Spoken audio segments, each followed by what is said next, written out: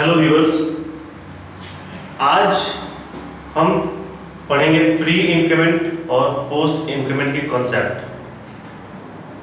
बहुत से स्टूडेंट्स ऐसे हैं जो इन क्वेश्चंस को बस सॉल्व करते हैं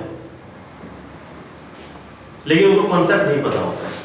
तो आज मैं आपकी कॉन्सेप्ट को क्लियर करूंगा कि what is the exact pre increment and post increment. Pre increment means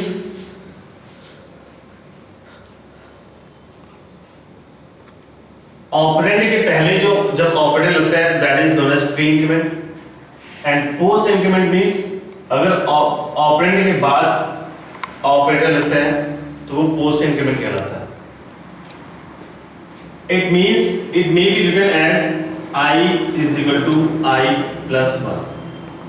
इसका मतलब ये होता है कि i की जो भी करंट वैल्यू है उसमें 1 ऐड करेगा और जैसा मैंने पहले वीडियो में बताया हुआ कि इक्वल्स टू का मतलब होता है कि राइट साइड की वैल्यू को ऑपरेट करके लेफ्ट में स्टोर करें।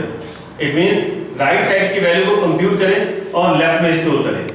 तो i प्लस प्लस या प्लस प्लस i अगर सिंगल लाइन में लिखा हुआ सिंगल स्टेटमेंट है, सिंगल लाइन स्टेटमेंट है, इन दैट केस ये तीनों सेम है। i is equal to i plus 1 may be written as i plus is equal to 1 also। लेकिन अगर प्री इंक्रीमेंट और पोस्ट इंक्रीमेंट किसी भी स्टेटमेंट के साथ लिखा हुआ है उस केस में इन दोनों इंक्रीमेंट का बिल्कुल डिफरेंट मतलब होता है।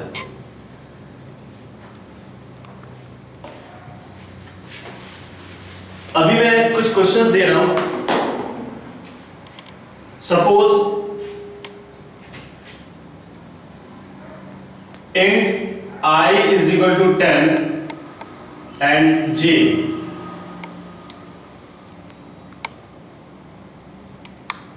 is equal to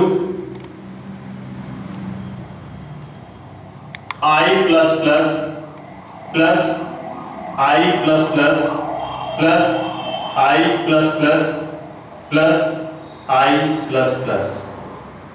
Now I print C out। Now we print the value of I and j। I थोड़ा स्पेस एज्यूम कीजिएगा and j। Question number 1। Question number 2,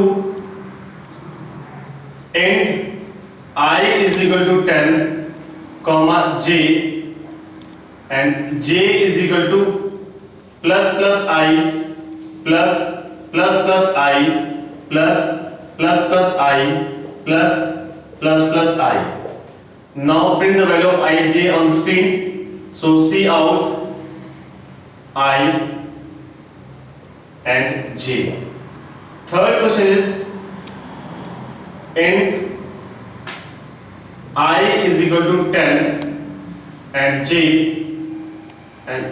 is equal to I plus plus plus plus plus I plus plus plus I plus I। Now again see out I and j। Fourth question is int I is equal to 10 comma j is equal to I plus plus plus plus I plus plus plus I plus I plus plus। Now see out I and j। So viewers, आप इस video को यहाँ पे pause कीजिए, उसके बाद अपने according इन questions को सॉल्व कीजिए। उसके बाद जैसे आप सॉल्व कर लेते हैं उसके बाद इस वीडियो को प्ले कीजिए और मैं आपको दिखाऊंगा how to solve these questions. यहां पे प्री इंक्रीमेंट और पोस्ट इंक्रीमेंट लगा हुआ है। सो प्री इंक्रीमेंट और पोस्ट इंक्रीमेंट को सॉल्व करने के लिए इनके कुछ प्रेसिडेंसी रूल होते हैं। अगर प्रेसिडेंस रूल अगर आप नहीं जानते हैं, in that case you can not solve these questions. तो let's talk about precedence rules. कभी भी ऐसे इक्वेशंस आते हैं, उस केस में जो रूल फॉलो किए जाते हैं वो इस तरह। सबसे पहले फर्स्ट नंबर में जो सॉल्व होता है that is pre increment.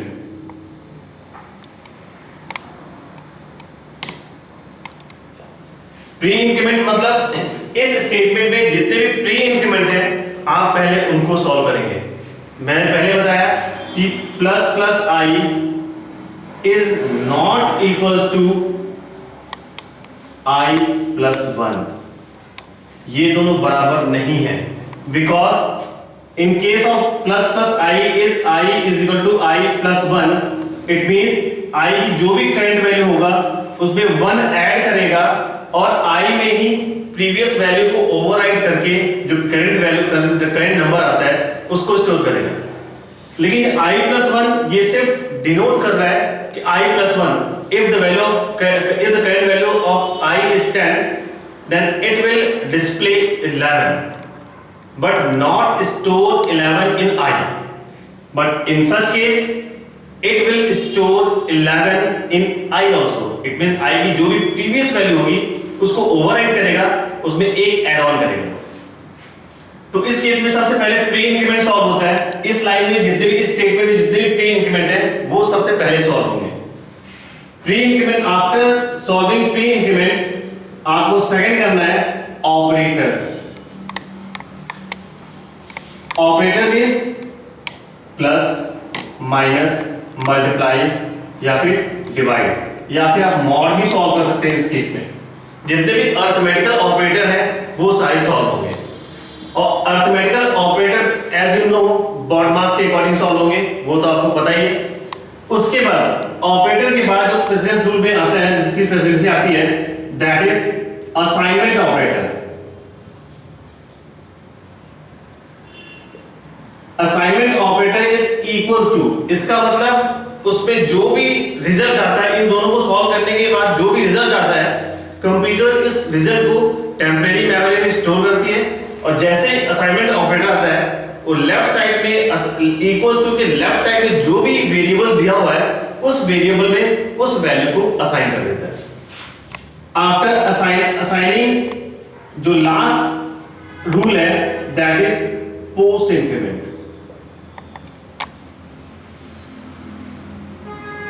Post increment. अब इनके अकॉर्डिंग इन क्वेश्चन को सॉल्व करते हैं।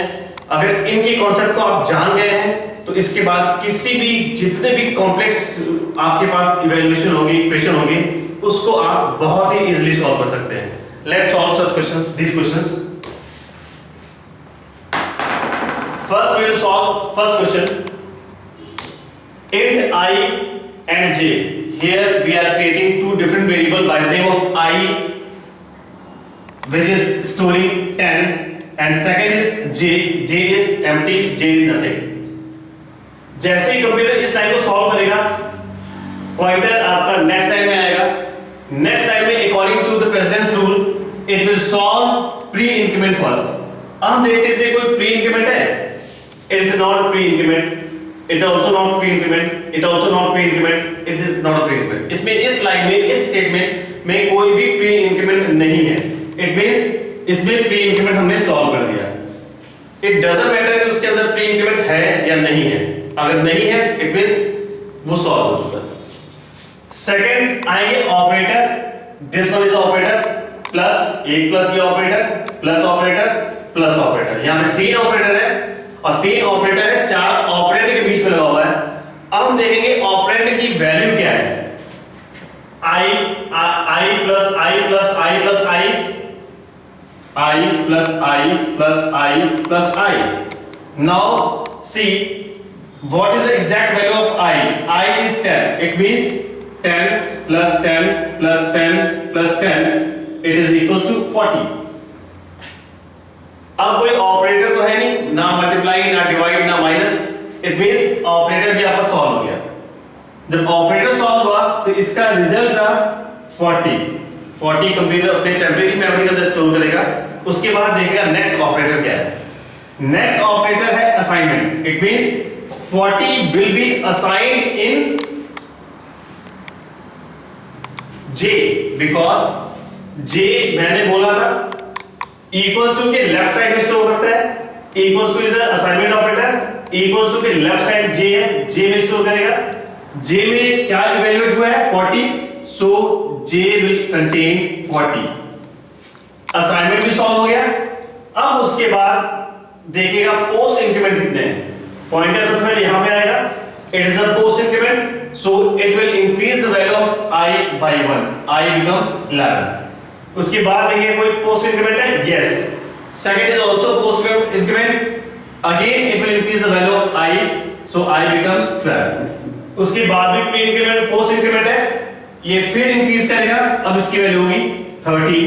उसके बाद फिर पोस्ट इंक्रीमेंट है, ये फिर इसको इंक्रीज करेगा 14। अब कोई भी पोस्ट इंक्रीमेंट नहीं है, it means post increment solve हो गया। इट मींस अब ये ऑपरेटर सारे सॉल्व हो गए हैं। अब ये सॉल्व होने के बाद नेक्स्ट टाइम में आएगा जो कि i और j की वैल्यू प्रिंट कर रहा है। So the value of i is 14 and j is 40, so it will print 14 and 40। Now let's solve the next question according to the rule. Here it was the first question, and in second question again I is 10 and j is nothing. Execute the next line.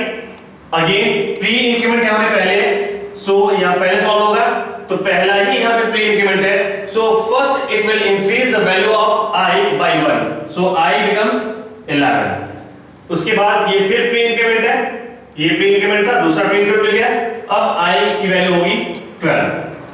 Again ये भी pre increment है, इसको फिर से एक increase करेगा 13, ये भी प्री इंक्रीमेंट है, अगेन इसको करेगा 14।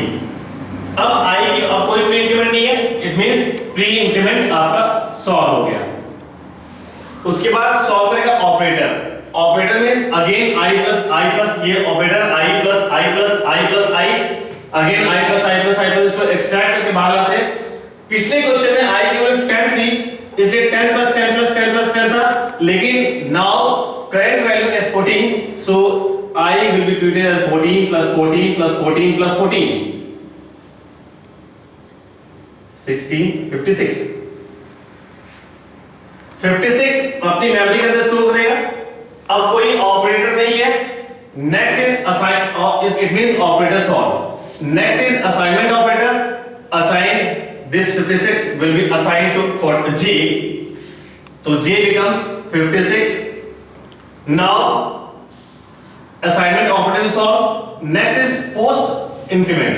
अब इसमें कोई पोस्ट इंक्रीमेंट है, कोई भी पोस्ट इंक्रीमेंट नहीं है, it means post increment is already solved.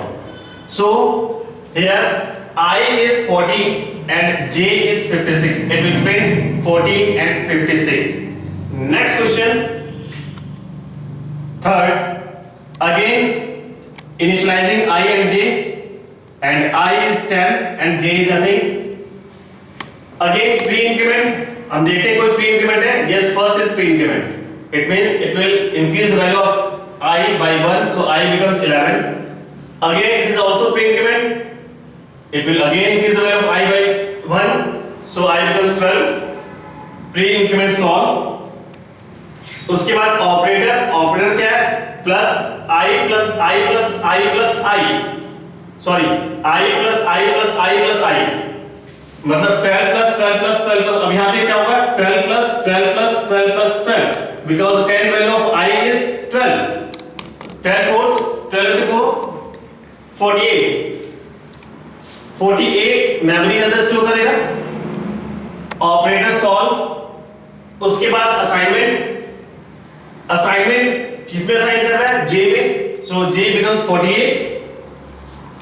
Then assignment भी सॉल्व हो गया।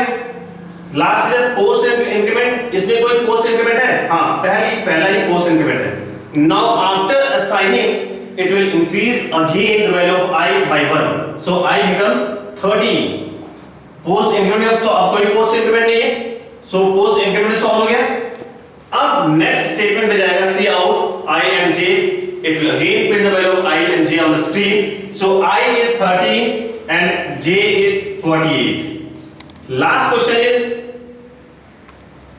I again is 10 and j is nothing, according to the rule, first is a pre-increment. First one is a pre-increment. It will increase the value of I as 11.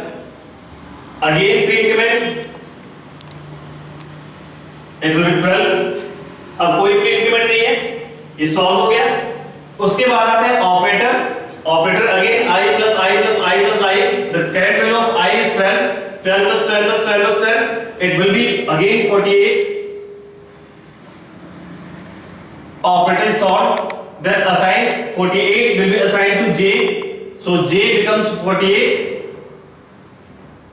Assignment भी solve हो गया. And last is post increment. इसमें post increment है. हाँ यहाँ पे post increment है.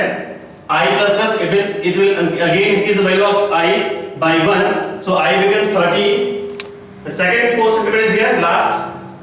Again it will increase the value of I as a 14. Post increment is solved. Now it will skip to the next line. So whereas C out I and J, it will print the value of I and J on the screen. So I will print it 40 and J will be 48 on screen. I hope student कि इसके बाद इस चीज को देखने के बाद इस चीज के इस कॉन्सेप्ट को क्लियर होने के बाद आपके दिमाग में किसी भी तरह का कोई डाउट नहीं होगा. So thank you so much.